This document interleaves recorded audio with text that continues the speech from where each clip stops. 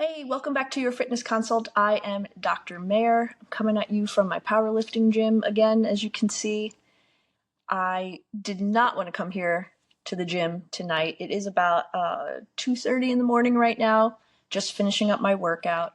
I worked the last 4 nights. I work overnight in the hospital. I did not want to come here. I was very tired.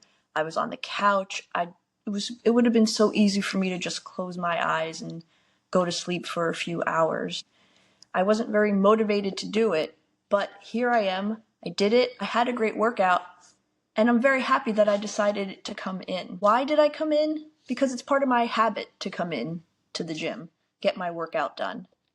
I feel better when I do that. I feel better when I stay on track with my workouts. And that leads me to today's episode. Today's episode, we're going to talk about habit forming and how habits relate to goals. Often people don't feel like they have the motivation to continue on with their fitness journey or even to start the fitness journey. I definitely had that feeling for years. I didn't want to be the person that had to go on a fitness journey. I didn't want to have to change what I was doing, but I wanted a different outcome. We all have that feeling at one time or another before we even begin. And then we have that feeling at so many points during the fitness journey. It can become overwhelming at times. We have life happening to us. We get tired, we're stressed, the schedule didn't go as planned. There's so many reasons to kind of take a pause on the fitness journey. And we often are finding the motivation to continue. People often ask, how can I keep going when I'm just not motivated to keep going? And what I would say is that's the wrong question to ask. The question is not, how do I stay motivated on the fitness journey? The question is, how do I build the habits to continue going on the fitness journey? We all have goals of where we want to be. Many of us are unhappy where we are. And we have goals in mind in terms of how we want to look, weight on a scale, how strong we want to be. We have these goals, and we often look to them to try to get us motivated. And that can take you for a couple of weeks, even a couple of months, maybe even to just push forward because I have this goal in mind and I'm going to reach it. But there comes a time when there's burnout, when you can't just focus on that goal. Just focusing on that goal no longer drives your behavior. So that's why it's important to build habits from the beginning. Goals are where we want to end up. Habits are the building blocks to get us there. There's been a lot of research done on this, on habits, how to build them, the components of how to build a habit, and then ultimately how to reach your goal through habits. A lot of research has looked into how long does it actually take for something to become not just a behavior we do, but become an actual habit that becomes something that is just a part of who we are. It's something that does not involve a lot of thinking or processing, and it's something that we just do. Researchers have found that in general, it can be as early as 18 days, but it can be even as long as almost 250 days. The average is around 6 to 8 weeks that something takes to become a habit. So yes, in the beginning, when you are on your fitness journey, you are going to have to push through, even if you're not motivated, because these things that you're going to be doing, they're not habits yet. They haven't been encoded in your brain as habits. So it's good to know before you even start on your journey that yes, I'm going to have to do things that I'm not necessarily wanting to do that are different than what I'm doing now. But I know that if I follow these steps and just persist for even as low as 18 days per the research, but maybe even about 6 to 8 weeks, that those habits will form, and then I will no longer feel that it's something that you have to push yourself through. It will no longer feel like a hardship to you. So what are the components of habit formation? One of the most important ones is to break things down into simple behavioral changes, simple tasks. I know that you probably hear this all the time if you're in the fitness space, that, take something that's a very small thing. Start out with just a daily walk a day. Start out with eating vegetables with dinner and build upon those small tasks. Build yourself small successes. It's not just a game that you're playing with yourself. It's not just to push you forward. Studies have shown that it takes less time for simple tasks to become habits. And the more complex the task, the longer it takes to become a habit. So it is very true that take these small things, like I said, go for a 1 walk a day, add 1,000 steps to your step count that you're currently doing, have vegetables with one of your meals a day. Take these very small, very simple behavioral changes and just keep doing them until they become a habit, and then it's no longer something that you need to even think about. And the more simple the task, the quicker that will happen. Going along with building on these simple tasks is to do them consistently. So you have to make sure that you get your workouts in 3 or 4 days a week. You don't want to skip any of that. Skipping will slow down the encoding process in your brain. Going along with consistency is frequency. So it's something that you want to do. Get your walk in every day. The more frequently that you do something, again, the easier it is to encode into your brain. And then finally, there are environmental cues and triggers. So I know you've heard and we've talked about in the first episode of take something that you already do and take something that you want to get better at and tie those two things together. So for example, as a doctor, I tell people if you're having a hard time remembering to take your medications in the morning, leave your pills where your toothbrush is because you're going to brush your teeth every day. And then that reminds you, okay, I'm going to take my pills. And then gradually over time, it'll just become second nature to you that you'll remember to take my pills in the morning. We talked about in my first episode how I'm so bad at getting my water in, that one of the things that I personally do is I have my cup of coffee in the morning and then I have to have 20 ounces of water, and I will not let myself have my second cup of coffee until I have those 20 ounces of water. That's been successful for me because I'm tying it to something I already do, to something I already like to do. Okay, so the components of habit formation are consistency, frequency, using environmental cues, and picking something that's simple. Now let's talk about how habits can affect us mentally and physically. When we build habits, we're building behaviors that become something that is more automatic for us, something that we don't really have to think about a lot. And that's so good for our brain because a lot of the times we're overwhelmed with decisions. We have so many inputs coming to us at once that it's hard to actually decide how to move forward. So for example, I didn't want to come to the gym tonight. I wanted to take a nap on the couch. I wanted to spend more time with my wife. I wanted to eat more. What I did though is I used the habit that I already built. It actually wasn't a decision I had to make. It decreases decision fatigue. It's just like, yes, I have to get this workout in and I'm going to go to the gym. Same thing when you're thinking about what foods to eat. If you start tracking your food and build up a database in whatever tracking app that you're using, you'll see, well, I know what my goals are. I know how much protein I should get. I know what foods get me there. So instead of thinking what's for dinner tonight, you already have that planned out.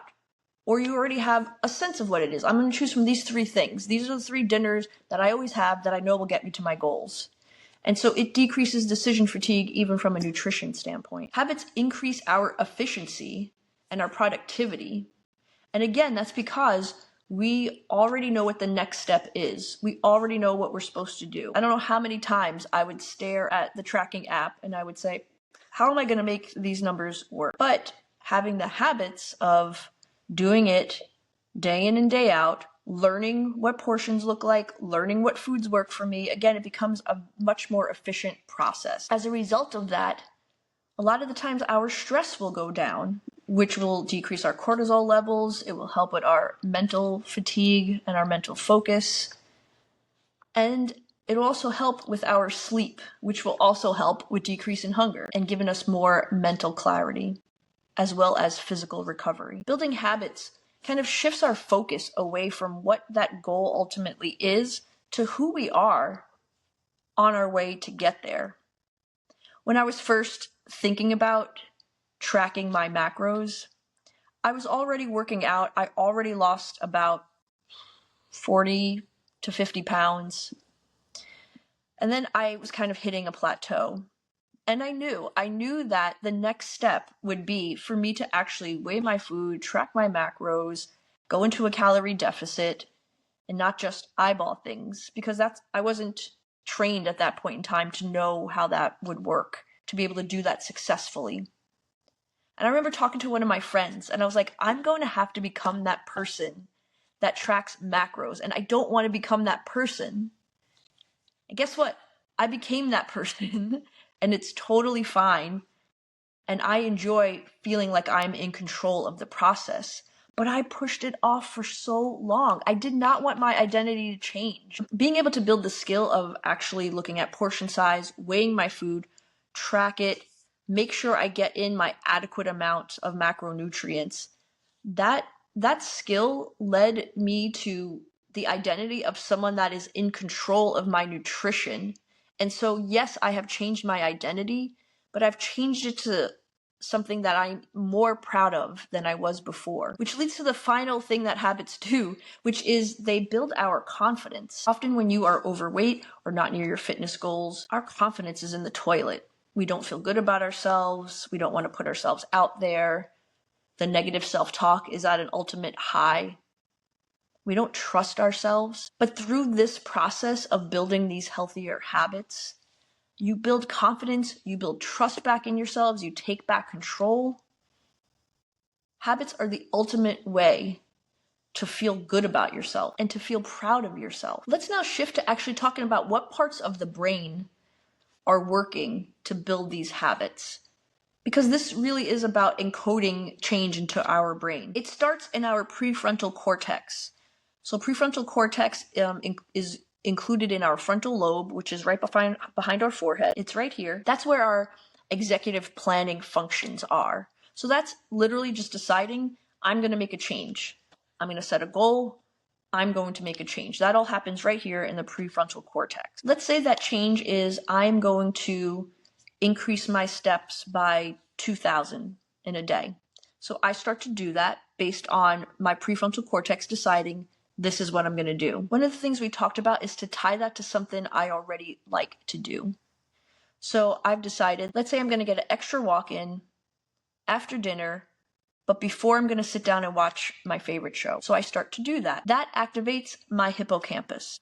The hippocampus is where memories are encoded, where the things that we tie to cues to create memories are. So the hippocampus is then activated to say, okay, dinner, walk, TV show. That's all happening in the hippocampus. The amygdala gets activated as well. The amygdala is near the hippocampus. The amygdala is kind of our emotional tracker. The amygdala will be activated and will encode when we're going on our walk and we say, I love the feeling of fresh air. I love the smell of the flowers that I see. I love the movement that I'm creating. I like talking to people as I'm walking. All of those kind of emotional things that are happening are being encoded in the amygdala. You have dopamine playing a role as well. Dopamine is in the basal ganglia. Dopamine is our reward center. So I have dinner, I go for my walk, and I get to watch my favorite show when I get back. And that's when dopamine is like, yes, we're very, very excited. More dopamine, more dopamine. We're very happy. This is our reward. So you have all of this working together. So then that creates the habit, the autopilot system, which is happening in the basal ganglia. And that autopilot system is the formation of the habit. So that over time, and again, on average, 6 to 8 weeks, I have dinner, I automatically just walk over to my shoes and walk outside and go for my walk. And then I've built up this habit of now I have 2,000 more steps than I had before. And as you build habits, you'll see that your goals actually can shift as well because the habits are changing your identity. And as your identity changes, your goals can change. So for example, when I started out, I wanted to lose weight. I had a specific number in mind and I wanted to hit that number. And I was a few pounds away from that number. I was actually 1 pound away from the number that I really wanted. And my coach said, all right, let's stop your calorie deficit. Just go into maintenance and, enjoy being in maintenance.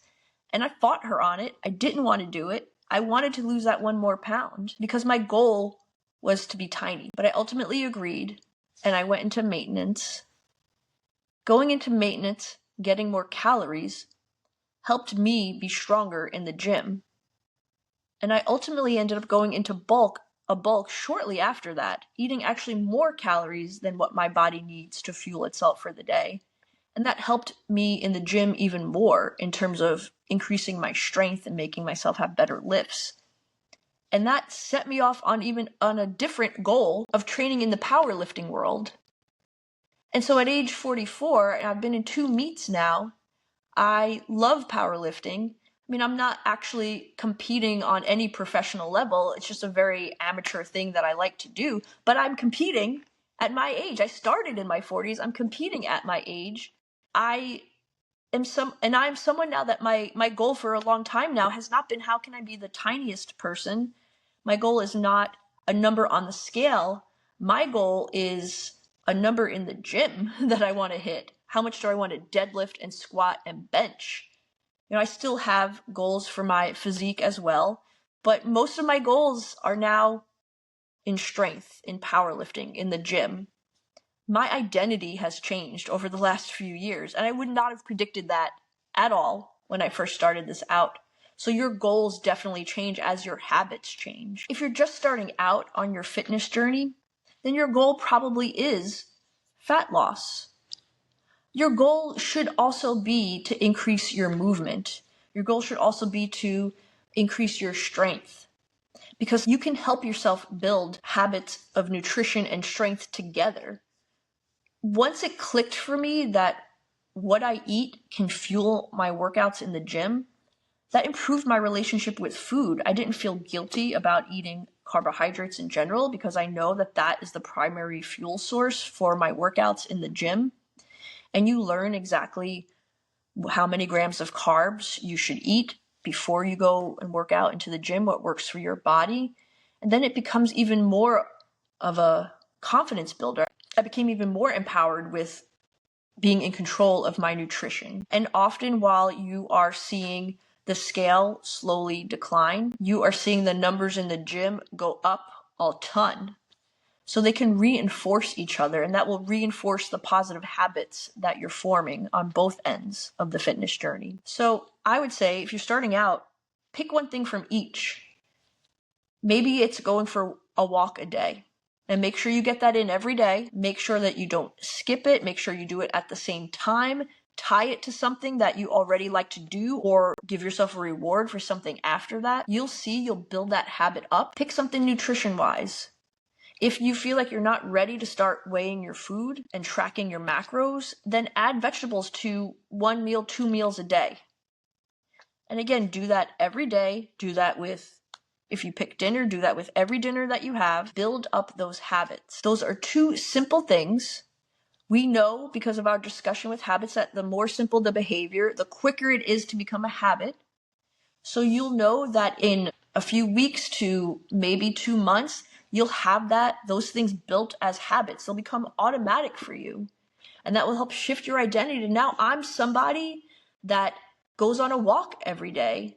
I'm somebody that enjoys more movement. I'm somebody that eats those vegetables, gets my fiber in. I make healthier choices. That's who I am now. Your identity will change. And that's not actually a long period of time to see your identity start to shift. It often feels when you're starting out that this is going to take forever. But what you'll see is that those habits that you're building will already start shifting your identity even before that scale even shows any significant movement, because you're encoding those behavioral changes into your brain. I had 80 pounds to lose, and I knew that that would take a long time to do. But what I didn't know is that I could start building habits that make me feel good in just a relatively short period of time, in just maybe up to 2 months. I can already start to feel that shift in who I am, and I can already start to be proud of the things that I'm doing, which is not a long period of time when you're thinking about overall a fitness journey. So when you're thinking about how do I psych myself up to do this, how do I find the motivation to do this, think about it, how do I use my biology to my advantage? How do I encode this into my basal ganglia? How do I get my amygdala to fire, my hippocampus to fire, dopamine to light up? We already all have the mechanism to get to where we want to be. It just takes going through the motions for a relatively short period of time, and then your biology kicks in, those habits kick in, and you will take off on your fitness journey. So just keep going. Thank you for watching and listening. I'm Dr. Mayer. You can find me on Instagram at Your Fitness Consult. Everywhere else, YouTube, Facebook, Patreon, it's Your Fitness Consult Podcast. Go to Instagram, go to my bio. You can submit a question for the podcast. You can sign up for emails. You can find that at my website as well, yourfitnessconsult.com. And I can't wait to see you in the next episode. For watching or listening to the podcast. This podcast is not meant to be medical advice. I'm a physician, but I'm not your physician. And this is not a binding physician-patient relationship. All of this is for informational purposes only. Please don't use this content to substitute for your own medical provider's advice. Please go talk to your medical providers about all the questions that you have, and please listen to their advice. If there's an urgent situation you find yourself in, please call 911, go to the nearest emergency department, and just know that medical knowledge always evolves. So while this may be current knowledge at the time, whenever you're listening or watching this, that knowledge may have evolved. Talk to you soon.